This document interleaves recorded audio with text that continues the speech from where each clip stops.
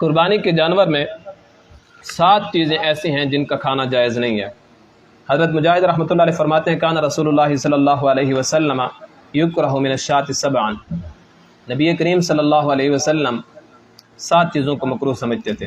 الدم، خون، اور اس دم سے مراد دم مسفوح ہے، جب جانور کو ذبح کیا جاتا ہے اور اس کی گردن سے جو خون نکلتا ہے، گردن کی رگوں سے، یہ حرام ہوتا ہے۔ اس کے علاوہ جو گوشت پر خون ہوتا ہے، یعنی جب ہم گوشت کو ٹکڑے ٹکڑے کر رہے ہیں، تقسیم کر رہے ہیں، اس کے اوپر جو خون ہوتا ہے وہ حرام نہیں ہوتا، ناپاک نہیں ہوتا۔ وہ کپڑوں کے پہ لگ گیا، جسم پہ لگ گیا تو کپڑوں کو دھونے کی ضرورت نہیں ہے۔ ہاں، صفائی کے اعتبار سے اگر اس کو دھوئیں تو الگ بات ہے، وہ حرام نہیں ہوتا، ناپاک نہیں ہوتا۔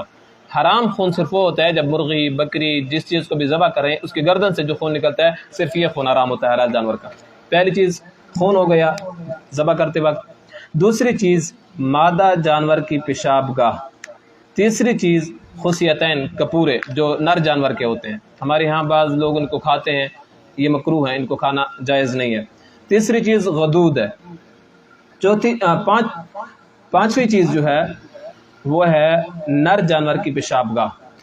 پہلا خون ہو گیا گردن والا، دوسرا جو ہے مادہ جانور کی پیشاب گاہ ہو گئی، تیسری چیز کپورے ہو گئے، چوتھی چیز غدود ہو گئی، پانچویں چیز نر جانور کی پیشاب گاہ، یعنی نر جانور جس جگہ سے پیشاب کرتا ہے، چھٹی چیز مثانہ ہے جہاں پہ چھوٹا پیشاب جو ہے جمع ہوتا ہے، ساتویں چیز پیتا ہے۔